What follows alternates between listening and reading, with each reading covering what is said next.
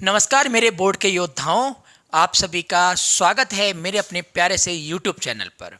आज हम लोग बात करेंगे सामान्य हिंदी के अंतर्गत कौन कौन सा सिलेबस जो है कितने कितने मार्क्स में क्या क्या चीज़ पढ़ के जानी है, जिससे हमें बोर्ड एग्जाम में ये पता रहे कि हमें क्या पढ़ना है और क्या नहीं पढ़ना है।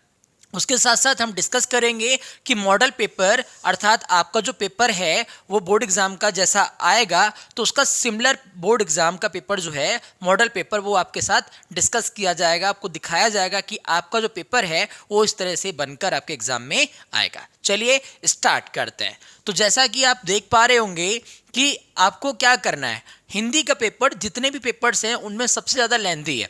लेंथी क्यों कहेंगे? क्योंकि इसमें इतना लिखने के लिए भैया, इतना लिखने के लिए अगर आपकी स्पीड नहीं है, अगर आप ठीक से लिखना नहीं जानते और आप कभी कभी ऐसा होता है ना कि कुछ अच्छे टॉपिक मिल जाते हैं आपको, आप उनमें बहुत आवश्यकता से ज़्यादा भी लिख देते हैं, तो क्या होगा, फाइनल आप देखेंगे कि आपके 3 से 4 क्वेश्चन बोर्ड एग्जाम में छूट जाएंगे, जो बहुत अच्छे मार्क्स आपके आ सकते थे वो आने से रह जाएंगे। इसलिए आप पहले से कुछ प्रैक्टिस कर लीजिए, आपको आइडिया लग जाए कि कैसे कैसे क्वेश्चन जो हैं वो बोर्ड एग्जाम में पूछे जाते हैं, उनको लिखने के लिए कितना टाइम खर्च होता है, ये सबका एक मोटा मोटा आइडिया लग जाएगा। तो आप बोर्ड एग्जाम में अपने तय समय में पूरा पेपर अटेम्प्ट करके आओगे और डेफिनेटली आपके मार्क्स जो है बहुत बेहतरीन आएंगे। तो देखिए कैसे मैं आपको बताऊं कि हमें कुल 14 प्रश्न सॉल्व करने हैं। कितने? कुल 14 क्वेश्चन सॉल्व करने हैं हिंदी के अंतर्गत। और 14 क्वेश्चन का क्या तरीका रहेगा वो मैं आपके साथ साझा करता हूं। उसके बाद मैं साझा करूंगा मॉडल पेपर की पेपर दिखेगा कैसा, जो इस बार 2024 में आपका आएगा। ठीक है, तो देखिए खंड का और खंड खा 2 भागों में डिवाइड होगा। खंड का के अंतर्गत हिंदी गद्य साहित्य का विकास पूछा जाएगा। हिंदी गद्य के साहित्य के विकास में आपसे 5 ऑब्जेक्टिव क्वेश्चन बहुविकल्पीय प्रश्न रहेंगे। कैसे होंगे अभी हम मॉडल पेपर में देखेंगे उनको। तो ये एक एक नंबर के 5 प्रश्न होंगे एमसीक्यू बेस्ड, अर्थात टिक मारने वाले। ठीक है, फिर हिंदी काव्य साहित्य का विकास। अब जो हिंदी काव्य साहित्य है, हिंदी काव्य साहित्य के अंतर्गत भी 5 प्रश्न पूछे जाने हैं एक एक नंबर के। ठीक है, तो इसमें भी कैसा इसका प्रारूप रहेगा मॉडल पेपर में हम लोग डिस्कस देखेंगे ही अभी। फिर उसके बाद हमें मिलेगा गद्यांश पर आधारित प्रश्नोत्तर। जैसे आपके पास किताब है एक गद्य की और एक है पद्य की। ठीक है, तो जो गद्यांश है, गद्यांश के अंतर्गत आपके पास आपको कौन कौन से चैप्टर पढ़ने हैं? राष्ट्र का स्वरूप, रावट नर्सिंग होम में, अशोक के फूल, भाषा और आधुनिकता, निंदा रस, हम और हमारा आदर्श। ठीक है, ये हमें कुल 6 चैप्टरों का अध्ययन करना है। इन 6 चैप्टरों पर आधारित इस 6 चैप्टरों से कोई ना कोई गद्यांश उठाया जाएगा और कोई 2 गद्यांश आएंगे। उनमें से एक गद्यांश जो आप जिसमें लिखने में सहज अच्छा महसूस कर पा रहे हैं तो वो वाला आप अटेम्प्ट कीजिए और उसके 5 प्रश्नों का जवाब दीजिए। एक प्रश्न 2 नंबर का होगा। इस तरह से गद्यांश पर आधारित प्रश्नोत्तर जो हैं वो आपसे 10 नंबर में पूछे जाएंगे। वहीं मैं थोड़ा सा और आगे डिस्कस करूं तो पद्यांश आपको देखने को मिलेगा। तो पद्यांश में क्या मिलेगा भाई? पद्यांश पर आधारित प्रश्नोत्तर में भी आपको ठीक वैसे ही होगा जैसे गद्य में हुआ। मतलब इसमें भी आपको 2 पद्यांश आएंगे। उन 2 पद्यांशों में हर पद्यांश पर 5-5 प्रश्न होंगे। उन 2 पद्यांशों में जिसमें आप अच्छा महसूस कर पा रहे हो, आप देख पा रहे हो कि मैं अच्छा लिख पाऊंगा, अच्छे से कर पाऊंगा, तो वही पद्यांश आप अटेम्प्ट कीजिए। और एक प्रश्न 2 नंबर का होगा, 5 प्रश्न होंगे, कुल इसके लिए 10 नंबर होंगे। ठीक है, पद्यांश में आपको पढ़ना क्या क्या है? पवन दूतिका, कैकेयी का अनुताप, गीत श्रद्धा मनु, नौका विहार, परिवर्तन बापू के प्रति, और गीत पुरुरवा, उर्वशी, अभिनव मनुष्य, मैंने आहुति बनकर देखा। लेखक में आपको जीवन परिचय, उसका और साहित्यिक परिचय, कुल मिलाकर 80 शब्दों में देना है। 3+2 इस तरह से आपके 3+2 अर्थात 5 मार्क्स डिवाइड है। वहीं पर 5वें प्रश्न में खंड खा पढ़ोगे आप। कवि, जो भी कवि है उसका जीवन परिचय और साहित्य परिचय आपको देना पड़ेगा 80 शब्दों में। कुल 5 नंबर का ये प्रश्न होगा। ठीक है, मतलब इसमें क्या होगा, इसमें जनरली 3 लेखक होंगे कोई और 3 होंगे आपके कवि। उन 3 में से एक के बारे में आपको जीवन परिचय के साथ उसका साहित्यिक परिचय देना होगा, जो कि 3+2 बराबर 5 मार्क्स में आपसे पूछा जाएगा। आप इसको इस तरह से तैयार करें कि 80 शब्द। आप बहुत बच्चे कहते हैं सर 80 शब्द कितने होते हैं? आप अपनी जो भी नोटबुक आप लिखते हैं उसमें आप आइडिया लगा लीजिए कि आप एक लाइन में लगभग 7 से 8 वर्ड लिखते होंगे। 8 शब्द लिखते हैं, इसका मतलब है लगभग आपकी नोटबुक की 10 लाइन। अगर आप 6 लिखते हैं तो 6 दूनी 60 और 6 3 18, लगभग आप मान के चलिए 14 लाइनें, 14 लाइनें या 15 लाइनें आपको लिखना पड़ेगा अगर आप एक लाइन में 6 वर्ड लिखते हैं तो। ठीक है, इतना कंटेंट आपको होना चाहिए। अब चाहे ये 1 पेज में कंप्लीट हो या 1 पेज से कम में हो जाए या 1 पेज से थोड़ा ऊपर हो जाए, वो लेकिन आपकी लिखावट के ऊपर है। कुल मिलाकर 80 शब्द जो हैं वो आपको 10 से 12 लाइन, 15 लाइन लगभग आपको लिखना चाहिए। ठीक है, वहीं पर मैं आगे बढ़ूं, कथा भारती। कथा भारती में आपके पास पहले 8 कहानियां हुआ करती थी, 8 कथाएं आपको देखने को मिलती थी। अब क्या है, कुल 4 आपकी कहानियां, ध्रुव यात्रा, पंचलाइट, लाठी और बहादुर। इनमें क्या होगा, इनमें चारों पूछी कैसे जाती है, 2 का उद्देश्य पूछा जाता है और 2 का कथानक अर्थात सारांश पूछा जाता है। मतलब जो स्टोरी आपने पढ़ी है उसे आप कम शब्दों में अर्थात 80 शब्दों में, अपने शब्दों में आप उसको कैसे करके लिखते हैं। ठीक है, उद्देश्य का मतलब होता है कि जो भी कहानी पढ़ी वो कहानी किस समाज पर, किस समाज की पीड़ा पर, ठीक है, किस प्रकार की अखंडता, दुर्दशा या किसी प्रकार की किस मुद्दे पर, उस मुद्दे के इर्द गिर्द घूम रही है, उसके पॉजिटिव थिंकिंग क्या है, उसकी नेगेटिव थिंकिंग क्या है, उन सब बिंदुओं को केंद्र में रखकर आपको क्या करना होगा, उसका उद्देश्य, उस स्टोरी के लिखने का या पढ़ने का जो टारगेट है, उद्देश्य है, उस पर आपको अपनी बात रखनी होगी लगभग 80 शब्दों में। ठीक है, तो क्या होगा कि कभी कभी ऐसे पूछते हैं कि ध्रुव यात्रा अथवा पंचलाइट का कथानक सारांश अपने शब्दों में लिखिए। अथवा का मतलब है इन दोनों में से कोई एक का सारांश लिखना है, और फिर अथवा करके लिखा होता है लाठी या बहादुर। लाठी या बहादुर जो आपकी कहानी है इसका उद्देश्य अपने शब्दों में लिखना है। कुल मिलाकर आप अगर सारांश पढ़ लेते हैं या आप उद्देश्य पढ़ लेते हैं तो कुछ भी पढ़ लेते हैं तो ये टॉपिक आपके लिए आसान हो जाता है, जो कि 5 नंबर के लिए। ठीक है, ऐसा नहीं करेंगे कि 2.5-3 पन्ने इस पे लिख रहे हैं फिर मालूम पड़े कि और क्वेश्चन अटेम्प्ट करने में आपका टाइम चला जा रहा है, आपके पास टाइम ही नहीं बच रहा है। लास्ट में एग्जाम हॉल से कह रहे हैं बाहर आके, हाय मेरा बहुत खराब हो गया पेपर, मेरा कम से कम 10 नंबर का छूट गया, 15 का छूट गया। ऐसा बच्चे अक्सर शिकायत करते हुए पाए जाते हैं। आप प्लीज़ ऐसा ना करें, इसलिए एक बार लिखकर जरूर देखें। ठीक, फिर खंडकाव्य की बात करें। अब ये खंडकाव्य जो है वो डिस्ट्रिक्ट बाई डिस्ट्रिक्ट अलग अलग होता है। जैसे आप बरेली डिस्ट्रिक्ट के हैं तो बरेली डिस्ट्रिक्ट में है तो आपके यहाँ जो खंडकाव्य है वो कौन सा लगता है। खंडकाव्य जो है आपने देखा होगा हर्षवर्धन वाला टॉपिक आपने पढ़ा होगा। ठीक है, जिसमें राजश्री के चरित्र पूछते हैं, कभी हर्षवर्धन का चरित्र पूछते हैं, कभी पूरे सारांश जो 7 सर्गों में उसके बारे में पूछते हैं। ठीक है, मैं बात कर रहा हूँ त्यागपति की। ठीक है, ऐसे ही किसी में आप देखते हैं आन का मान है, किसी में कुछ है, किसी में कुछ है, तो देख लीजिए आप किस डिस्ट्रिक्ट से बिलोंग करते हैं, उसी डिस्ट्रिक्ट के हिसाब से आप खंडकाव्य पढ़िए। इसका भी जवाब आपको 80 शब्दों में लिखना है और इसके लिए भी 5 मार्क्स रखे गए। फिर वहीं पर आप आते प्रश्न नंबर 8 में, मतलब इसी सीक्वेंस में आपको प्रश्न नंबर 8 मिलेगा जिसमें संस्कृत गद्यांश और संस्कृत पद्यांश के पार्ट मिलेंगे क और खा में। तो का पार्ट में क्या होगा, का पार्ट के अंतर्गत आपको भौजास्योदार्यम, आत्मज्ञ एवं सर्वज्ञ, संस्कृत भाषाया महत्वम, जातक कथा, महामना मालविया, पंचशील सिद्धांता, ये 6 चैप्टरों का अध्ययन करना है। ये 6 चैप्टरों में क्या होगा, 2 नंबर में तो आपको गद्यांश मतलब प्रस्तुत गद्यांश हमारी पाठ्य पुस्तक संस्कृत दिग्दर्शिका के इस पाठ से अवतरित है या उद्धृत है ऐसे लिखना होता है, उसके लिए 2 मार्क्स हो गए। 5 मार्क्स में जो भी आपका पैसेज पूछा गया है तो उस पर आपको उसका हिंदी अनुवाद करके बतलाना है, लिखना है, तो ये 5 नंबर उसके मिलेंगे। इस प्रकार से 7 नंबर मिलेंगे। ठीक है, इसमें भी चॉइस होगी, 2 आपके रहेंगे पैसेज, उनमें से किसी एक पैसेज पर आपको जवाब देना होगा। भाई मैं बात करूं खंड खा, ठीक है, तो खंड खा में क्या होगा, पद्यांश या श्लोक। जैसे आपको पता है कि एक ही सुभाषित रत्नानी एकमात्र चैप्टर है आपका जिसके अंतर्गत आपके जो श्लोक हैं वो पूछे जाने। उसके अलावा भी हर गद्यांश में कहीं ना कहीं एक ना एक, ठीक है, श्लोक के तरीके से दिया हुआ है। तो कुल मिलाकर एक चैप्टर और 5-6 और बन जाएंगे फालतू इधर उधर के, तो कुल मिलाकर बहुत ज़्यादा नहीं है। तो आप इसको अगर तैयार कर लेंगे तो आप अपने एग्जाम के 7 नंबर तैयार कर लेंगे। ठीक है, इसमें भी आपको क्या करना है, इसमें भी आपको सीधी सी बात है, इसमें भी क्या करना है, इसमें भी आपको लिखना है सबसे पहले संदर्भ, उसके बाद हिंदी अनुवाद। फिर आता है ग्रामर का सेक्शन और उसमें मुहावरे लोकोक्ति पूछी जाती हैं।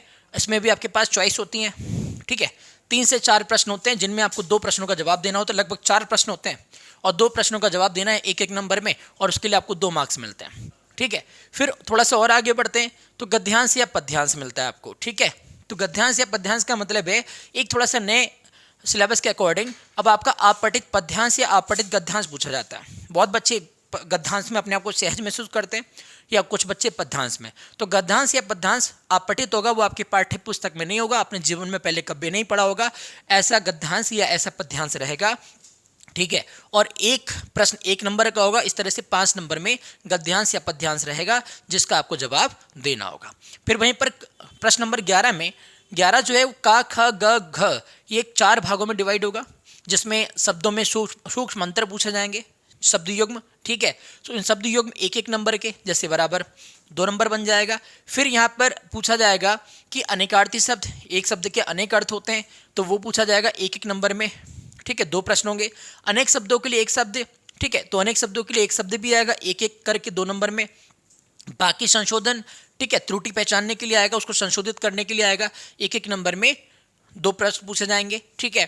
फिर वहीं पर हम लोग चलते हैं आगे प्रश्न नंबर 12 की तरफ। प्रश्न नंबर 12 में का खंड देखेंगे। का खंड में क्या आएगा, रस। क्या पूछा जाएगा, रस।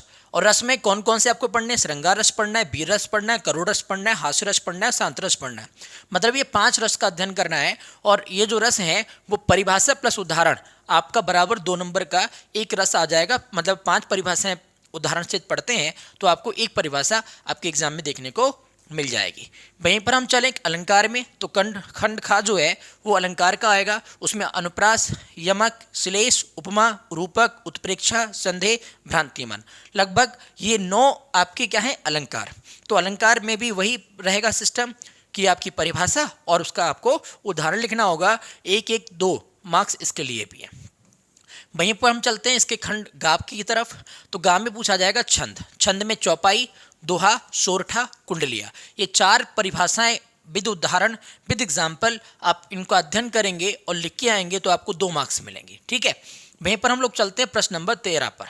तो प्रश्न नंबर 13 पर क्या आएगा, पत्र लेखन। पत्र लेखन में क्या होगा, 2 पत्र लेखन होंगे। 2 पत्र लेखन में कोई शिकायती पत्र भी हो सकता है कि आपके क्षेत्र में, एरिया में बहुत गंदगी है या पानी का जमाव है जिस वजह से मच्छर बहुत परेशान कर रहे हैं, ये लाउड स्पीकर की समस्या है, आपको पढ़ने में समस्या हो रही है, या आपके गली चौराहों पर, ठीक है, कुछ दबंग जो हैं वो आते जाते खड़े होते हैं जिससे बच्चों को स्कूल जाने में समस्या होती है, या आपके मोहल्ला बस्ती वालों को समस्या होती है। कुछ इस प्रकार के शिकायती पत्र होंगे, ठीक है। या फिर आप कहीं लोन वगैरह लेना चाहते हैं किसी बैंक से, तो आप लोन वगैरह के लिए अप्लाई कैसे करेंगे, या फिर आप किसी स्कूल मैनेजमेंट में कोई स्पोर्ट कोटे में आप अपना नाम डलवाना चाहते हैं, या आप किसी प्रकार की लाभ लेना चाहते हैं, कुल इल्म इस तरह के पत्र लेखन रहेंगे, तो उसके लिए 2+4 मतलब 6 नंबर रहेंगे, ठीक है।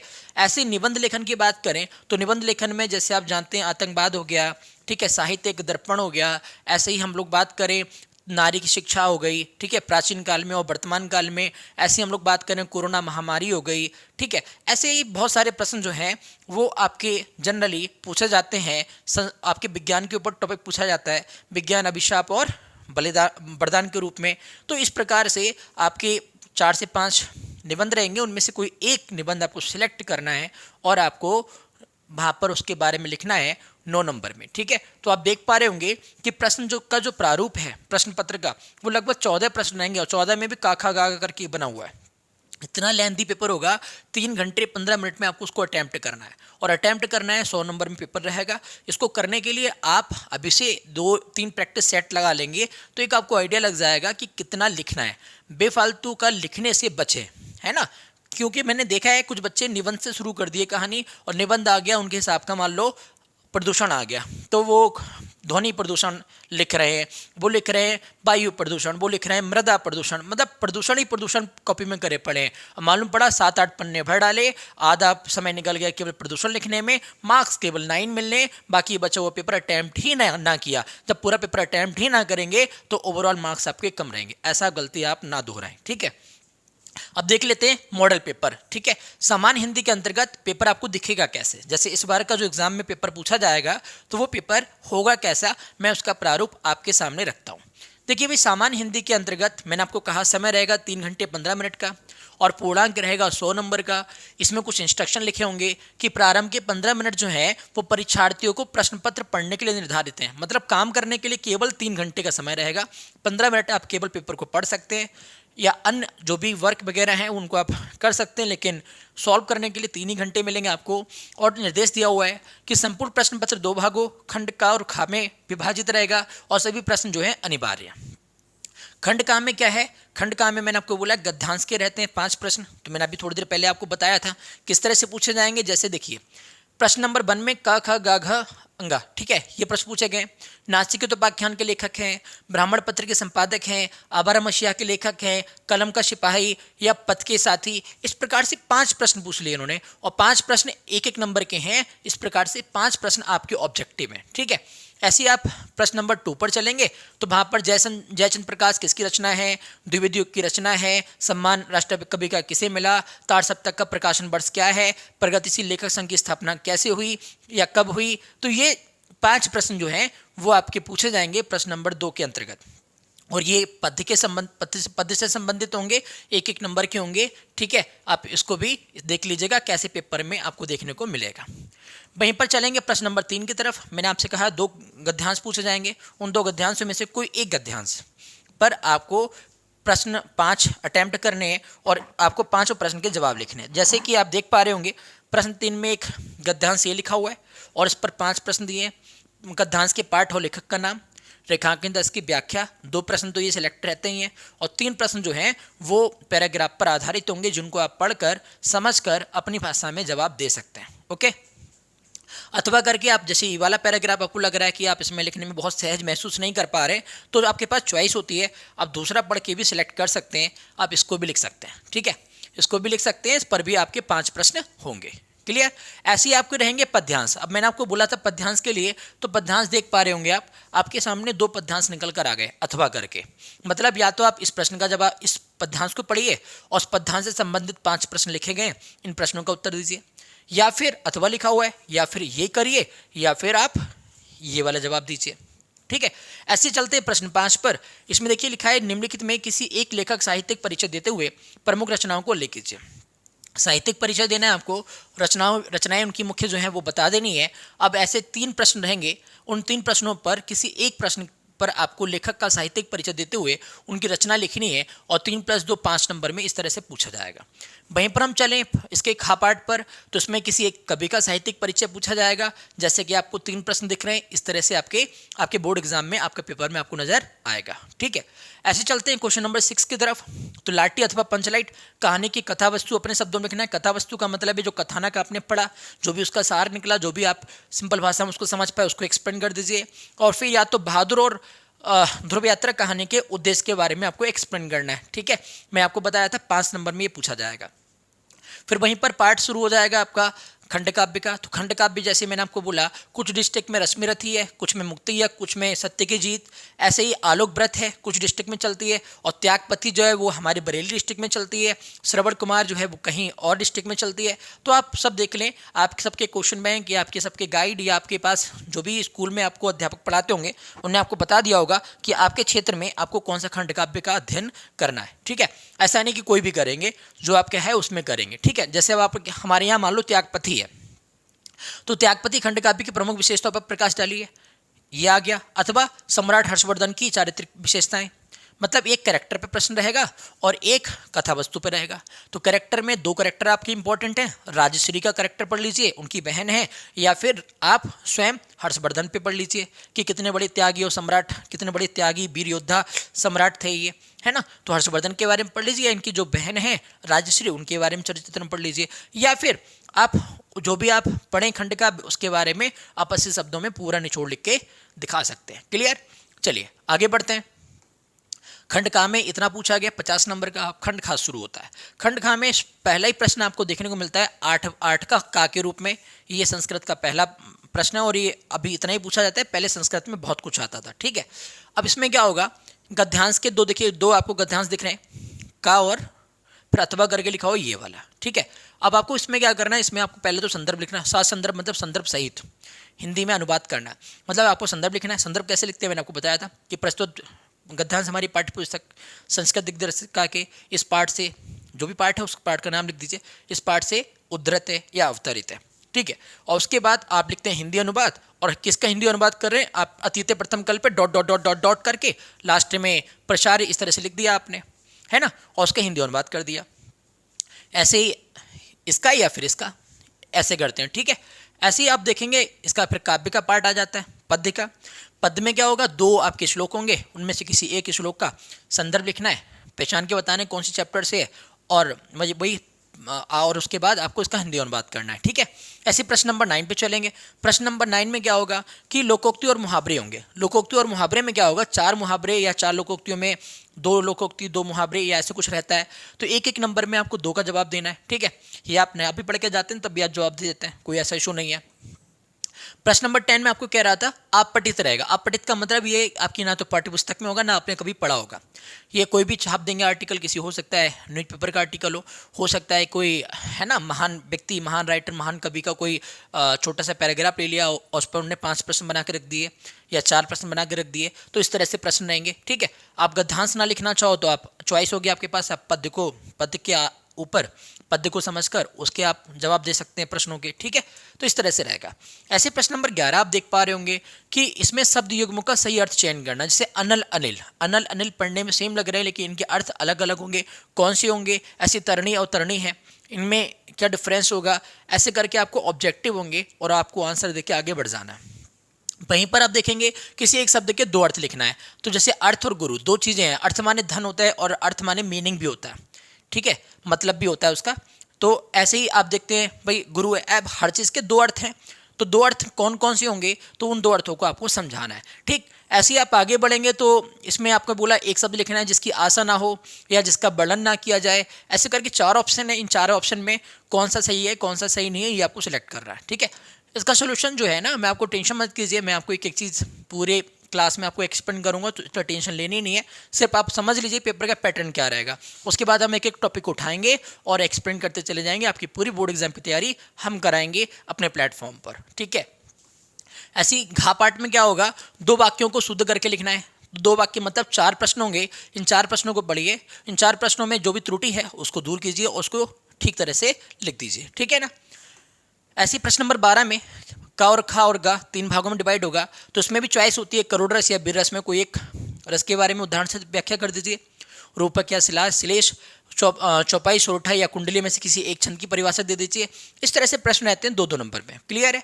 ऐसे प्रश्न नंबर 13 जो है, मैंने आपको बोला कि लिपिक पद के लिए कहीं जैसे मान लो कोई पद खाली है, उस पद खाली और आपको वहाँ अप्लाई करना है फिजिक्स के टीचर के रूप में, हिंदी के टीचर के रूप में, अंग्रेजी के टीचर के रूप में, तो आप कैसे अप्लाई करोगे। या सफाई वगैरह आपके यहाँ हो जाए प्रॉपरली, इसके लिए आपको नगर पालिका के अध्यक्ष के लिए, या हो सकता है कोई आपके यहाँ बहुत बड़ी समस्या है, आप अपने आगे डीएम के लिए या जो भी आपके यहाँ पुलिस विभाग है उसके लिए आप अगर कोई सूचना देना चाह रहे हैं या कोई अखबार में निकलवाना चाह रहे हैं, तो उसके लिए आप कैसे करके अपनी बात रखेंगे उसके बारे में लेटर आता है, ठीक है। वहीं पर क्वेश्चन नंबर 14 है। 14 में देखिए मैंने आपसे कहा था लगभग 4 से 5 प्रश्न आपके रहते हैं, टॉपिक रहते हैं। उन 4 से 5 टॉपिक में से कोई एक टॉपिक सिलेक्ट कर रहा है और उस पर आपको निबंध लिखना है। क्या लिखना है? निबंध लिखना है। और ये निबंध जो है वो कम मार्क्स में नहीं रहता, ये आपको पता है 9 नंबर में रहता है, ठीक है। 9 मार्क्स में पूछा जाता है, तो आप पहले से माइंड प्रिपेयर कर लीजिए कि ऐसे प्रश्नों का जवाब कैसे देना, ठीक है। उसके बाद ही आप कुछ अच्छा कर पाएंगे हिंदी में। हिंदी को भी बच्चे बहुत इजी ले लेते हैं, लेकिन आपको बताऊं 5 सब्जेक्ट होते हैं और 5 सब्जेक्ट 500 मार्क्स बनाते हैं, तो आपकी 100% बनती है। आपने हिंदी में अच्छा नहीं किया या हिंदी में आपने डाउन कर लिया और सब्जेक्ट में आप अच्छा कर गए, तब भी आपका टोटल ओवरऑल एवरेज फिर बहुत अच्छा नहीं रहेगा। आपको और सब्जेक्ट में मेहनत कर रहे हैं, आप हिंदी में भी कीजिए, क्योंकि अब समय आ चुका है, अब दिसंबर चल रहा है, अब मुझे नहीं लगता कि आपको बहुत आराम करने की आवश्यकता है, ठीक है। चलिए, ऑल द बेस्ट। मिलते हैं हम लोग नेक्स्ट क्लास में नए कंटेंट के साथ। तब तक के लिए जय हिंद, जय भारत।